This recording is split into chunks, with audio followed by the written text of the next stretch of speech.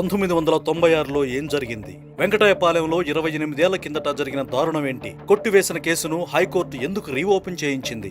146 సార్లు వాయిదా పడిన కేసులో 2024 ఏప్రిల్ 16న వచ్చిన జడ్జిమెంట్ ఏంటి? విచారణకు ఇన్నేళ్లు ఎందుకు పట్టింది? అసలు శిరోమండనం సీన్ సీక్రెట్ ఏంటి? వైసీపీ ఎమ్మెల్సీ తోట త్రిమూర్తులు చేసిన తప్పేంటి? ఇది వైసీపీ ఇమేజ్ ను డ్యామేజ్ చేస్తుందా? తోటకు మైనస్ అవుతుందా? కూటమికి అస్త్రంగా మారుతుందా?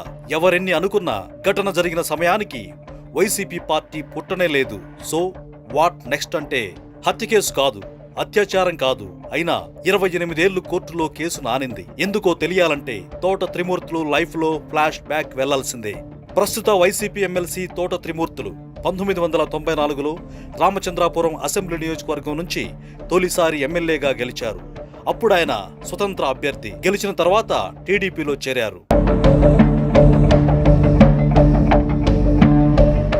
1996 డిసెంబర్ 29న త్రిమూర్తులు సొంతూరు రామచంద్రాపురం అసెంబ్లీ నియోజకవర్గం పరిధిలోనే ఉన్న వెంకటాయపాలెంలో ఈ ఘటన జరిగింది.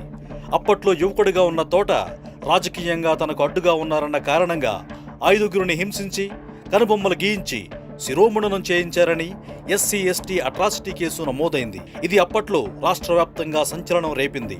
అధికారంలో ఉన్న టీడీపీ తోటను కేసుల నుంచి రక్షించింది. 1998లో కేసు విచారణను నిలిపివేసింది. స్థానిక కోర్టు కేసును కొట్టేసింది.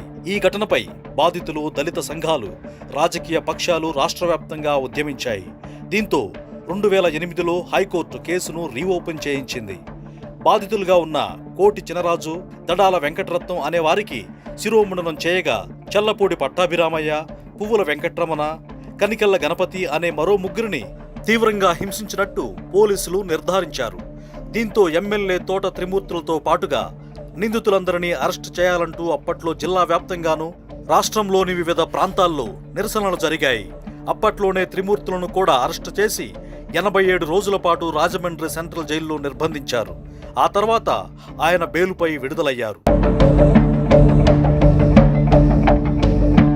అప్పట్నుంచి బాధితులు, నిందితులు పరస్పర ఆరోపణలు, వాంగ్మూలాలతో 146 సార్లు కేసు వాయిదా పడింది. 28 ఏళ్లలో ఈ కేసులో ప్రధాన సాక్షితో పాటు ఒక బాధితుడు కూడా చనిపోయారు. దీంతో ఫైనల్ జడ్జిమెంట్ ఎలా ఉంటుందోనని తీవ్ర ఉత్కంఠ రేగింది.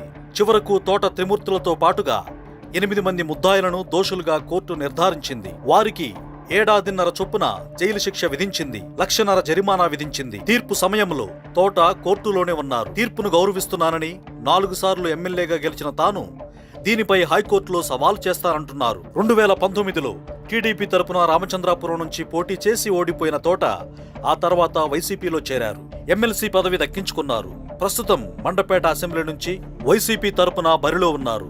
ఈ నెల 18 నుంచి నామినేషన్ల ప్రక్రియ మొదలవుతుంది. ఇలాంటి పరిస్థితుల్లో తోట రాజకీయ బాట ఎలా ఉంటుందోనని ఆయన అనుచరులతో పాటు వైసీపీ నేతలు, కూటమి లీడర్లు రకరకాలుగా అనుకుంటున్నారు. బట్ తోట మాత్రం మండపేట నుంచి గెలుస్తానంటున్నారు. తన వల్ల పార్టీకి ఎలాంటి ఇబ్బంది కలగదని, మండపేటలో గెలిచి తన గెలుపును జగన్ కు గిఫ్ట్ గా ఇస్తానంటున్నారు.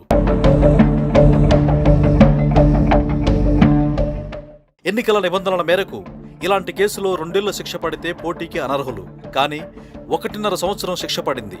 పైగా దీన్ని పైకోర్టులో అప్పీల్ చేసుకోవడానికి 3 నెలల సమయం ఉంటుంది. సో ఈ టైంలో ఆయన ఎన్నికల్లో పోటీ చేయొచ్చు. 2024 ఎన్నికల షెడ్యూల్ ప్రకారం మే 13న ఎన్నికలు జరుగుతున్నందున వీటి కౌంటింగ్ జూన్ 4తో పూర్తవుతుంది. అంటే కోర్టు తీర్పు వచ్చిన ఏప్రిల్ 16 నుంచి జూలై 16 వరకు తోటకు గడువుంది.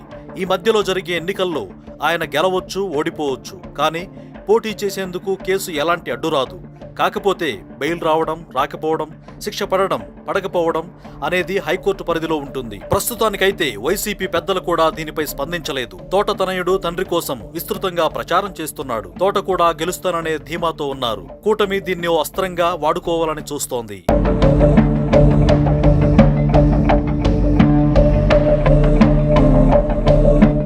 Please subscribe .news.